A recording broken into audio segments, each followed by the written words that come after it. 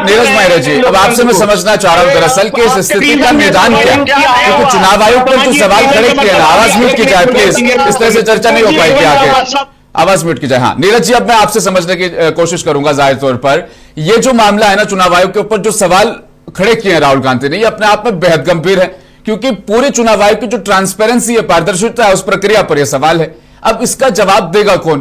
क्योंकि चुनाव आयोग ने तो 6 महीने की रिसर्च जो रही राहुल गांधी की, 6 मिनट में कह दिया कि यह जो है वो गुमराह करने वाली बात है, यह भ्रम में डालने वाली बात है, इस तरह की कोई चीजें नहीं है।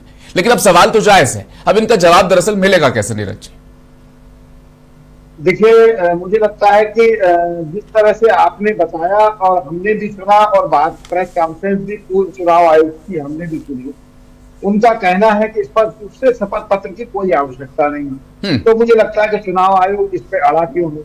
दूसरी बड़ी बात, अगर वहां 300 सांसद गए थे और चुनाव आयोग ने ये बात कही कि हम 30 लोगों से मिल पाएंगे, तो क्या चुनाव आयोग के 3 आदमी आके मेंबर पार्लियामेंट से नहीं मिल सकते थे? ये भी तो अधिकार है, मेंबर पार्लियामेंट थे वो, और नेता विरोधी दल वहां शामिल थे।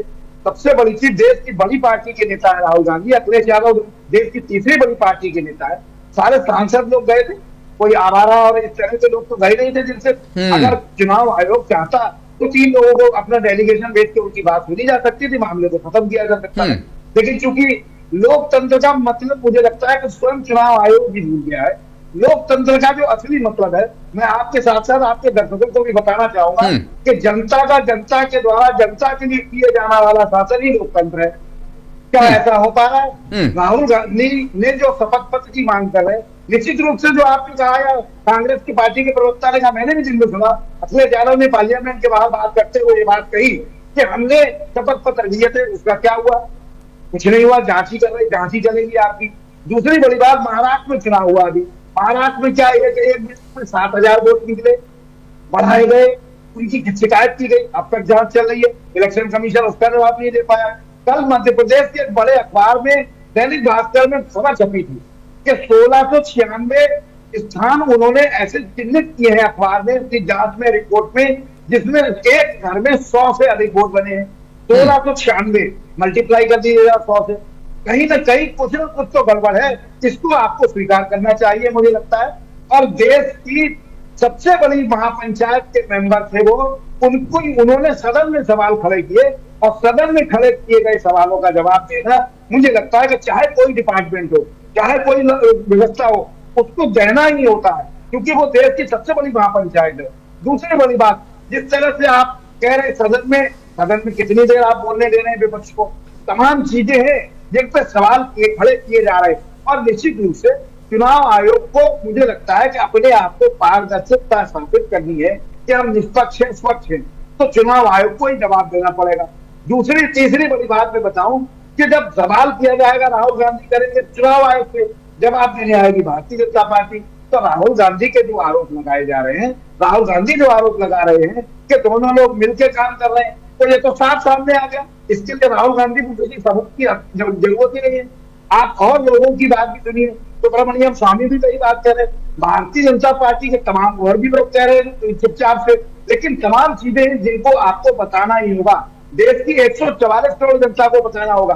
बिल्कुल ठीक बात है, जनता अपने अधिकार को जानती है, अपने मताधिकार को जानती है। निश्चित रूप से इसमें कुछ न कुछ षड्यंत्र है, क्योंकि राहुल गांधी जो डाटा दिखा रहे हैं वो उन्होंने अपने घर पे नहीं बनाया, चुनाव आयोग की वेबसाइट से डाउनलोड किया है और उसको वो दिखा रहे हैं। चुनाव आयोग को ये वेरीफाई करना है ये डाटा हमारी वेबसाइट का है या कहीं और से लाया गया है। अगर उनकी वेबसाइट का है तो उसका सफाई दे।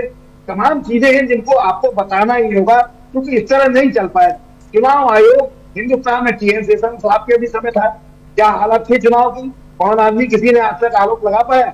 लेकिन मुझे लगता है कि देश की सबसे बड़ी महापंचायत के नेता विरोधी दल ने अगर सवाल खड़े किए हैं तो उनका जवाब देना ही होगा, और देना भी चाहिए।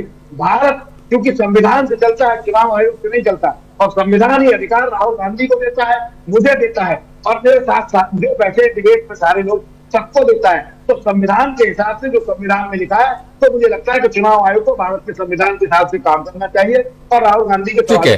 नीरज माहिरा जी, ये मान ले अगर हम कुछ देर के लिए कि राहुल गांधी तमाम जितने भी दावे कर रहे हैं वो गलत है, वो झूठ है, क्योंकि वो एफिडेविट नहीं दे रहे हैं, ठीक है, लेकिन अब सवाल दरअसल यह है कि अपोजिशन के लीडर जो प्रोटेस्ट कर रहे हैं वो सब गलत हैं, सब झूठ है, लेकिन अब जो 140 करोड़ देशवासी हैं जिनके पास सोशल मीडिया के जरिए से अब ये चीजें पहुंचनी शुरू हो गई है, शकुन रानी, आदित्य श्रीवास्तव, सोमकर्णा, तमाम ये जो नाम जो पहुंच रहे हैं सोशल मीडिया के जरिए, अब पूरे देश के मन में एक सवाल तो खड़ा है, क्योंकि चुनाव आयोग जो है 45 दिन में वीडियोग्राफी डिलीट करवा देता है। चुनाव आयोग जो है वो 6 महीने की रिसर्च को 6 मिनट में जो है भ्रमहीन करा दे देता है।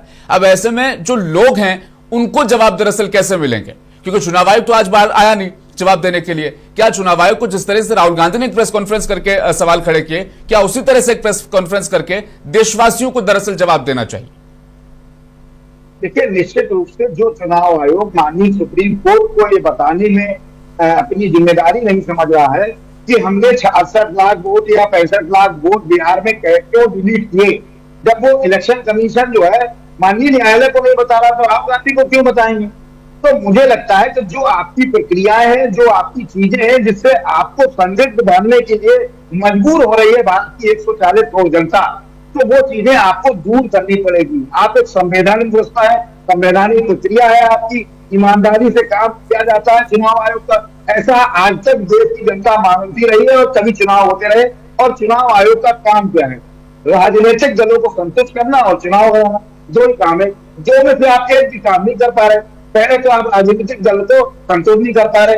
हिंदुस्तान, राहुल गांधी नहीं, हिंदुस्तान के अंदर के किसी भी राजनीतिक दल के पूछे गए सवाल को चुनाव आयोग की नैतिक जिम्मेदारी है उत्तर दें और उसको संतुष्ट करें। क्या आप कर पा रहे हैं? नहीं कर पा रहे। इससे स्पष्ट जाहिर है कि आप पर शक किया जा सकता है। शक करने का अधिकार भारत का संविधान मुझे भी देता है और हमारे साथी जो डिबेट बैठे उनको भी देता है। तो सच्चा इलाज तो आपको करना पड़ेगा। तो मुझे लगता है कि चुनाव आयोग को जवाब देना चाहिए।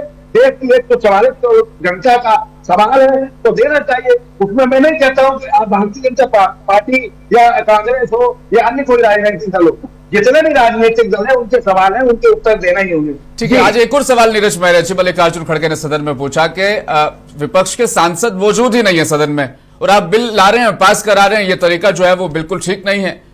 इस पर एक कमेंट हो जाए आपका। नहीं, निश्चित रूप से एक संवैधानिक प्रक्रिया है। अगर आप संवैधानिक प्रक्रिया के तहत चलते हैं तो आप बिल्कुल निश्चित रूप से, तो उन्होंने कहा बिल्कुल सही आरोप लगाए, लेकिन जब आपको तानाशाही करनी है, राजशाही तंत्र चलाना है, तो उसके लिए कुछ भी कह पाना मुझे लगता है कम होगा, कोई फर्क नहीं पड़ने वाला। आप संविधान की शपथ लेकर चल रहे हैं, संविधान में आप हैं, संविधान के हिसाब से आप चलना चाहिए। संविधान की जो आप धज्जियां उड़ा रहे हैं, तो हाँ संविधान की बात मान रहे हैं। भारतीय जनता पार्टी संविधान के पहले पन्ने पे लिखा है कि भारत छोटे छोटे राज्यों से बना एक गणराज्य है। भारतीय जनता पार्टी इसको मानने को तैयार नहीं।